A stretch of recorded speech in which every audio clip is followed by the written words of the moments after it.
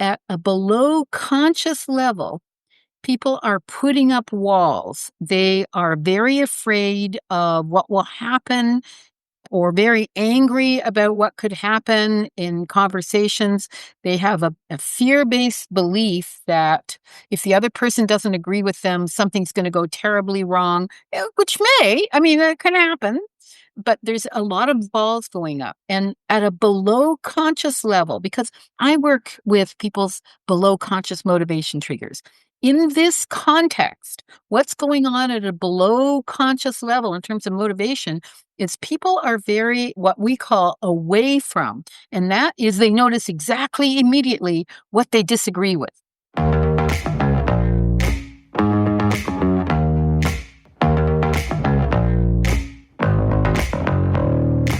Welcome to Soulgeneering Your Life and Work. I'm Ravi Tangri, and this podcast is about how do you bring more heart, more soul into your life, into your work, into everything that you do. And today, what we're going to dive into is how to deal with a situation we've been working with now for many months, years, where there is a real polarization that has developed in society around certain views. And it seems that there's two distinct groups that are not hearing each other, but talking at each other. And friendships have been challenged or broken. All sorts of things that have come out of this over the last few years. And to dive into this, I have invited a dear friend of mine, Shelle Rose Charvet, who is a certified speaking professional, member of the Hall of Fame of Speakers, a global speaking fellow, and a certified trainer of NLP. And Shelley has been speaking, training, coaching, consulting for over 15 years and has worked with groups worldwide. Her program is second to none in terms of words that change minds. And she is Canadian and British, and she speaks English, French, Spanish, and German. But let's stick to the English for today, Shelley. Okay. Welcome. Hi, Ravi. It's wonderful to be here with you. Oh, it's such a delight. And I love diving into this with you because I love how you can dig to the real clear points in this, in anything that we talk about. You have that laser focus. So how would you describe the current climate between people? Like, we hear a lot about polarization, but really what's going on here? Right. I want to talk about between individual people rather than sides or political points of view, even though, you can probably split down the middle on a number of political views. But when you're talking about people, what is really going on between people is that at a below conscious level, people are putting up walls. They are very afraid of what will happen or very angry about what could happen in conversations. They have a fear-based belief that if the other person doesn't agree with them, something's going to go terribly wrong, which it can happen. But there's a lot of balls going up and at a below conscious level, because I work with people's below conscious motivation triggers. In this context, what's going on at a below conscious level in terms of motivation is people are very, what we call, away from. And that is they notice exactly immediately what they disagree with.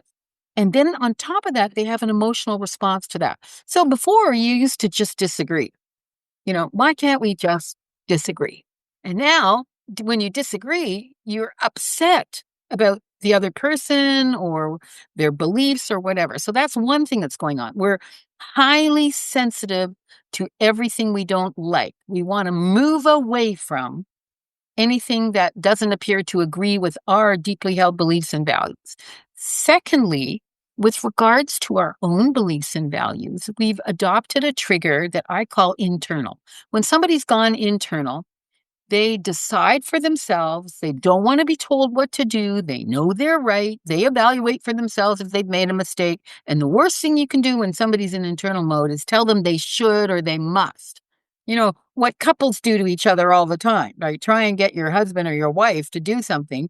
Well, you should is not the way to do it because it makes them even more internal. Because when someone's internal, they want to decide for themselves. So there's this emotional away from piece going on, and don't you tell me how to think. And this hypersensitivity around that combined with these walls, like we're pre-afraid that we're being attacked. Like it hasn't happened yet, but we're pre-afraid.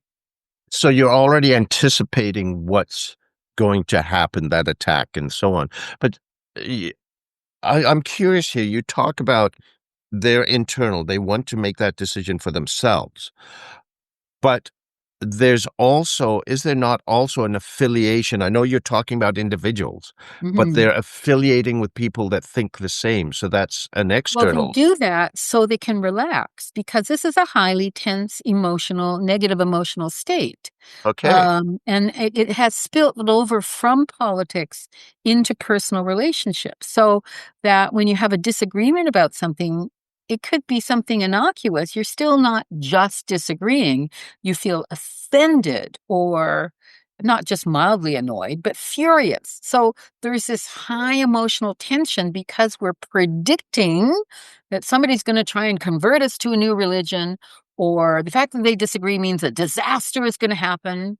Well, maybe something bad's going to happen, but then you deal with it. I mean, we used to think that way, and now we don't. So it's a combination of this hypersensitivity, high emotionality, away from an internal kind of patterns going on at the same time.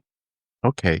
So are there other factors that make it even more difficult than usual for people to discuss the topics that are around them?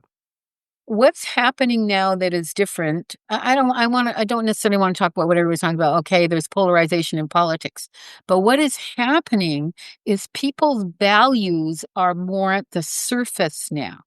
And when we're attacking or being attacked for our values, it's much closer to ourselves now. We're not just having a conversation. Our whole livelihood, our whole way of being in the universe is being attacked. So if I'm more left wing or more liberal, depending on where you are, how you call it, or more right wing or anti woke or whatever terms you're using, like even the term woke is about a system, a value system, right? And it's right up front. Back in the old days, we didn't talk about values. We didn't talk about my identity as a person. We would, throw some stuff out there and avoid its conflict as much as possible. And now nobody's avoiding it. We're just hypersensitive to it, and we see it everywhere. So it's a big difference. I mean, particularly in Anglophone cultures where you don't talk about anything, you keep the elephant in the room firmly under the rug and don't let it out. Everything's on the surface now. And everything is life-threatening. Now, don't get me wrong, maybe it is. I don't know. But if you don't have any way of distinguishing between what's more important and less important, like I have some friends for whom everything is a life crisis. And I'm going, oh my God, that's exhausting. Like, why don't we Totally. just get some little problems, Let's get a few little ones just so that we can. Yeah, just so you can compare. They're not all life-threatening, but everything is being treated as a life-threatening thing. And some things are worse than other things. Well, and some things are better than other things. So you can see this it's so emotional, and so much of people's identity and their values are being caught up in the Okay. conversation. So there's a couple of questions that come out of that for me. First of all, I have a belief when we get stressed, when we go into that fight or flight response, we trigger, it's been shown 30 hormonal changes and 1,300 chemical changes, some of which go on for hours. I believe that we can become addicted to that. And so we look for other triggers that will give us those toxins. Would Oh, you agree? totally we do that. I mean, we go, I know it's gonna make me upset, but I'm But gonna do it anyway, right? I mean, so what is that about? Like, what do you mean I know it's gonna make me upset? And then you do it anyway. I mean, how is that good for people? And I don't think we have raising and lowering of these hormone levels. I think we've managed to live a lifestyle in which many people are constantly like there's no it's at a high level. And what I wanted to talk about in terms with the motivation triggers, this shows up in how we speak to other people and it triggers other people.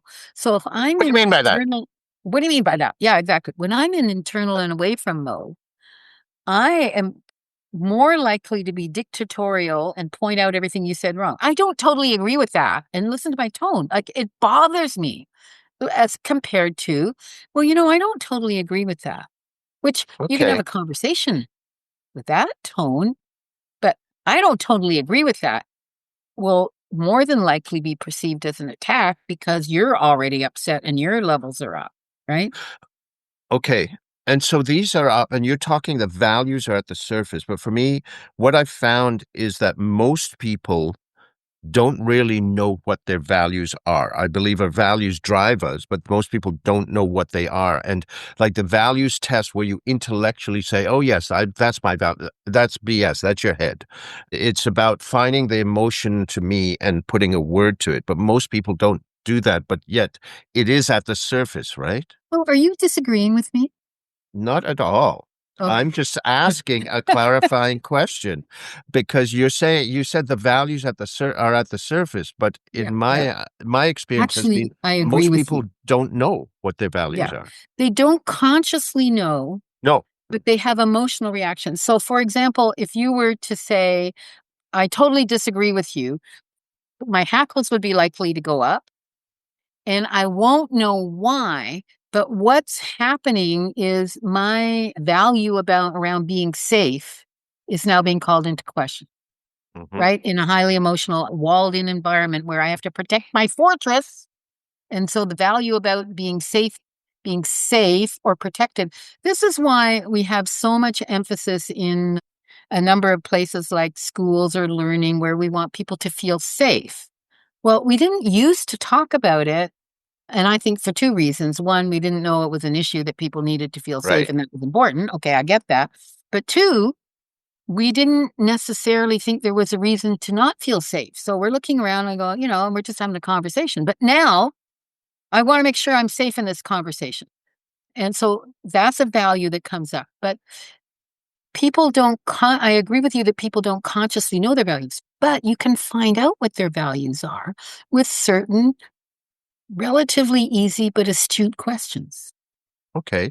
So let's get into this then. How do we start to, I want to come back to how we understand ourselves and our Right. values, but how do we understand them? Like, is this whole, it seems like this is just building. Is this here to stay or what can we do as an individual? This is a global thing. How do we find our way through this? I don't know if it's here to stay. I mean, it's here at the moment. This is what we're living in our VUCA universe, volatile, uncertain, complex, and ambiguous. Yeah, okay, here we are. We have to deal with where we're at. I would say, what can an individual person do? How do they need to proceed? One of my biggest concepts when I am teaching people to communicate better with one another, when I'm teaching them to increase their impact, is the concept of the bus stop. You see, we're coming from where we're coming from. And what most people do is they may look at the other person who's far away down the road at another bus stop and think to themselves, what are you doing down there? That makes no sense at all. You should be here. And they use words and expressions that demonstrate they think the person should already have taken the trip. Like it's obvious, you need to be thinking this way or doing this thing. And instead, if we can figure out how to go to their bus stop and from their bus stop, invite them on a bus ride to explore something, not convince something. I think one of the other things that really puts people's hackles up is when they get the feeling we're trying to convert them. I use that word intentionally Yeah, to a new yes. religion. Yeah. Yeah, yes. Uh, Invite them for a bus ride and where you can explore together.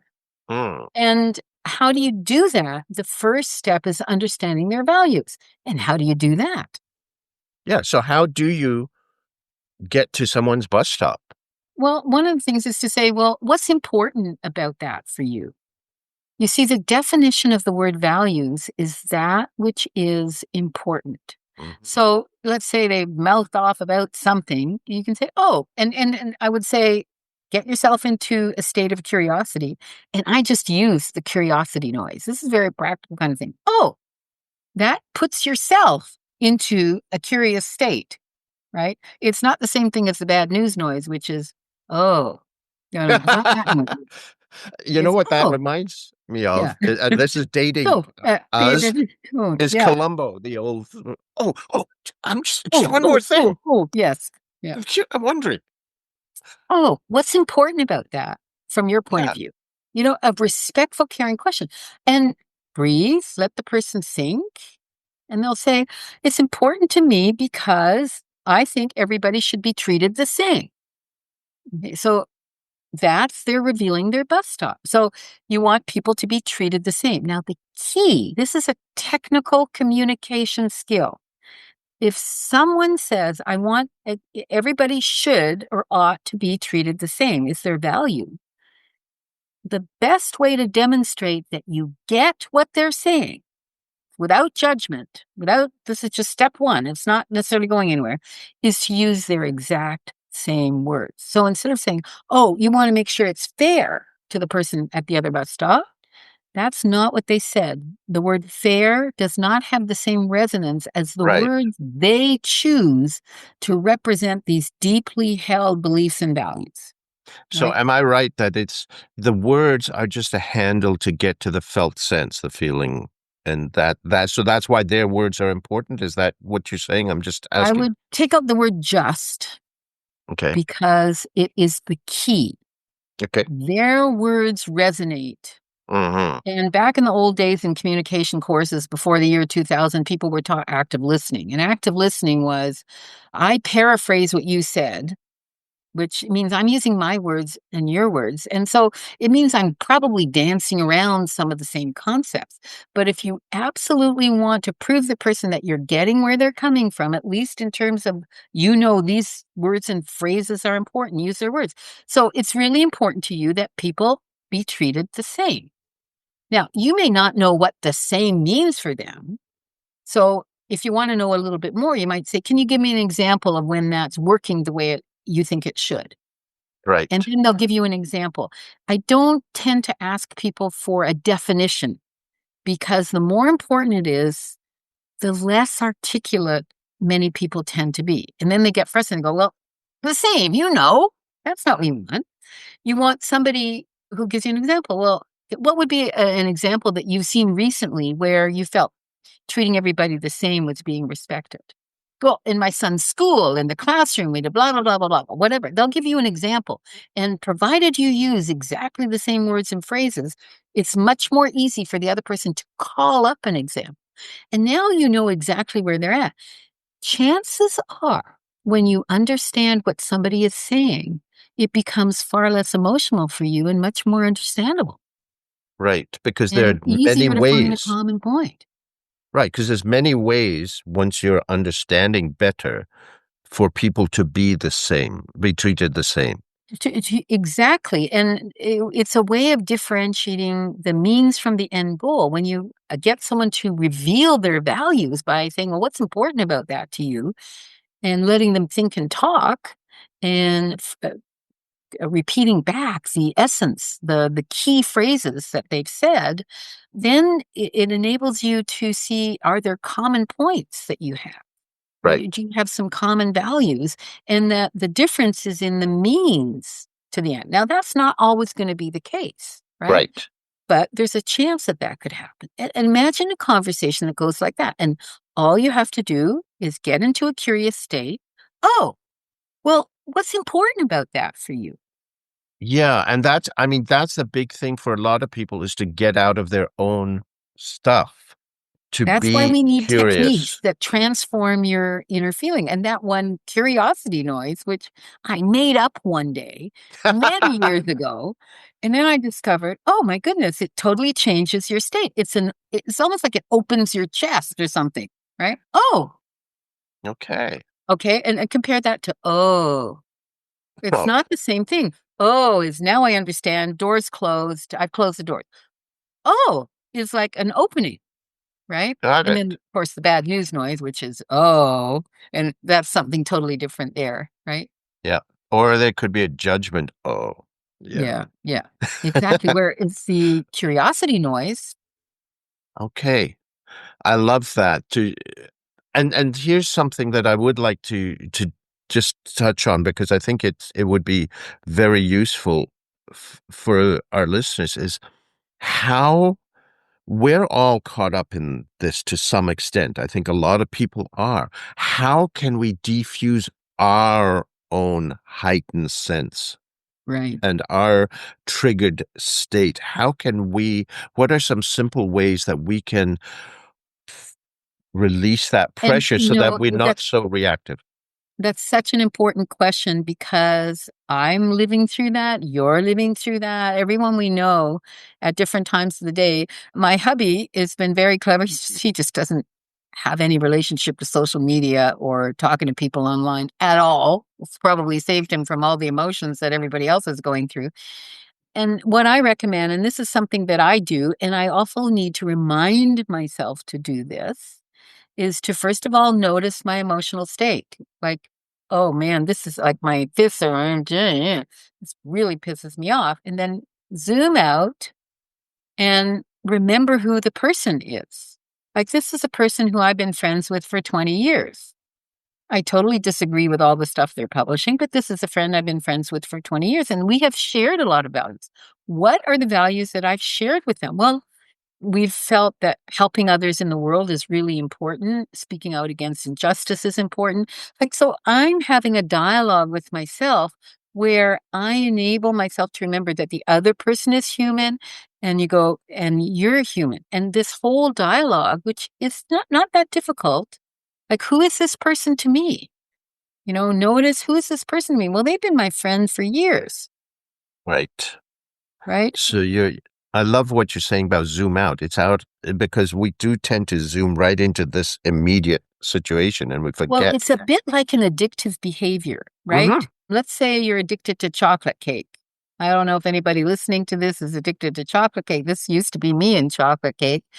Is what happens when you see a piece of chocolate cake is suddenly the background fades and you zoom in and you are in the present moment. You know how all this mindfulness, we're supposed to be in the present moment. There are times when it's not a good idea to be in the present moment. When you're in front of the thing that you're addicted to, no, you need to zoom out, not zoom in. So you're zoomed in on this chocolate cake and you go, oh, I really want it now. But if you zoomed out and go, hey, I want to reach my weight and fitness goals. I've come from here. I'm going to here. Like, I've started there, and look at how much progress I've made. And this stupid little piece of chocolate cake is going to stop me from meeting my goal this week? I don't think so. You can only do that from a zoomed out point of view. And the key is Love that. the zoom in that happens is really quick. I'm volatile. I find my emotions just, whoa, snap. And so I got to catch myself and go, who is this person to me? Right? Notice this. Oh, I'm not feeling good. I can feel the tension rising. Who's this person to me? Well, it's somebody I've loved and admired for 20 years. Or it's somebody I've met recently who had some really interesting things to say to me. Or it's somebody I care a lot of, whatever. And those kinds of zoom out questions to enable Love you to that. move to the next step. And it has to be simple because the problem happens quickly. Yes. So I've one last question for you before we move on to the lightning round. Is I that you're talking about when you're in the situation with a person, but I'm thinking now of starting to break that dependence or almost addiction on the being triggered, right? We talked about all those Mm. hormones and chemicals. What are some simple practices that you can do to step to be able to break that? Because a lot of people talk about the comfort zone. I find people, I've coached leaders, executives who fight irrationally to stay in toxic situations. It's not comfortable. It's familiar. It's what they know. And I think there's a lot of that. What are some simple ways that we could sort of step back from that to start to make more of a familiar zone, not the stress response, but sort of the zoomed out response? What is some ways that So we? I'm a big fan of being prepared. So we have an interview. I spend the time it takes to prepare so that, Mhm. I can be articulate. When I have a meeting with somebody, I never schedule, if I can possibly avoid it, back to back to back to meetings because I want to be prepared. Well, the first thing in being prepared, particularly when you're going to go into environments that can be stressful or triggering, Mhm. is to ask yourself, and I want to give you a process. This is not a bunch of different things you can do. It's a process that you can follow that's relatively easy to follow. First thing is, what is my goal for this meeting? Mhm. Right? Most people, when they have a problem, try to think about how to respond to the problem, how to fix the problem. Okay, that's all right. But as we know in politics, political leaders are going, we got to do something against this. Blah, blah, blah. Well, what's the goal? How do you want it to be when it's fixed? What is it going to look like? What am I going to feel like? Well, my goal is to be fully in touch with my personal wisdom and all of my knowledge that I've gained over this years and come up with a solution to some of the things that are likely to come up using my wisdom and the wisdom of the other person. I have to tell you something that just happened yesterday. I'm here in Okay. Berlin and it's Yoko Ono weeks. What? And yesterday we went to two separate exhibits of Yoko Ono's artwork. And many people only know her as the wife of John Lennon, where in fact she was an incredibly internationally known artist from the very early 60s, late 50s. And her art is totally different. It's co creative. In one of the places we went, one of the first exhibits were a big table full of broken cups and saucers, pottery and china, and it had scissors and tape and glue. And the invitation was for you to put things together in another way. And behind the table were the shelves where people had created this. She's Wow. written a book of artistic instructions that you can either do in your mind or do in reality. So she's all about co creating. Mhm. Well, if you have a goal and it involves the other people in communication, part of your goal can be, I'm just feeling so inspired by what I saw and heard and felt yesterday and participated in. How can you have a goal that is co created with the other person? So, Right. not only have a goal and be outcome focused, how can you have a goal that is really involving the other person? So, that's step one. Step two is decide how to begin the conversation. And Mhm. we've looked at ways, we've just talked about it. So you frame the subject. We're here to talk about the decision we need to make regarding XYZ. And I suggest that our first step be to make sure we understand the situation. Second step, make sure we set a goal that we can both live with and that we both think is worthwhile. Notice I said live with. If you try to set a goal that's perfect, yeah, Oh, everybody's yeah. gonna be disappointed, yeah, that everybody can live with, and that is worthwhile and maybe even motivating, and third, figure out how to get there, and fourth, implement it and move on from there. How does that sound? That sounds exactly the way I work. Shelley, you know me well. Mm. So, I mean, how's that for a conversation? I, produced an MP3 that's still available, and it's, called "Only Pick a Fight When You Can Win." Mhm. And my subtitle is really what it's all about, is how to have a conversation instead of a confrontation. Mhm. And And, that's you know, what it's about. all of this, I mean, the initiative was of all this is the polarization people talk about in society, but I mean, it's equally relevant to the business owner or leader who's challenged with motivating an employee, to working with your Oh, spouse, to working with your friends. absolutely. And there's one more thing I would recommend, because if you find you're in a negative state, but you got to get into a positive state, right? That can happen. Like you're is I would suggest the technique called NLP anchoring. I have anchors on all my fingers. An anchor is just an association, bell ringing, dog salivating. It's just a response. So I have different states that I want to get into. When I am coaching executives, I have my coach state. When I need to make a presentation, I'm a lot bigger and wilder and out there. Well, that's a totally different state. You don't want presentation Shelley to show up when you need coaching show. Right. And I've seen President Shelley in our And you've professional seen association. NML Presidente Shelley. Yeah. So you don't necessarily want her to show up at any given time. So that's what I would do, is get yourself into the right state. Google NLP anchoring. We don't necessarily want to go into Yeah, all the details there's here. lots of Really ways. easy. Yeah. Now, you do have something that people can access to called Test Your Influence. Yes. So I've been talking about these below conscious motivation triggers. Do you want to find out what yours are in the context of communication? It's a way you can find out or test how you influence. And it's very easy URL, the lab profile, because all of this comes from the language and behavior profile or the lab profile. So you go to thelabprofile.com and you will answer a 5-minute survey, and then in a specific context, right? Because motivation changes depending on the context.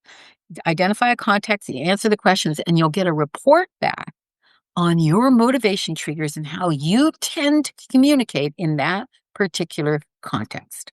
I love that. And we'll put the lab profile in the notes for the session. Check it out, check it out. Oh, are you ready for this? Now it's time for the lightning round. Boom, boom, boom. Ooh, All right. So no thinking, just whatever pops to mind. okay. Okay.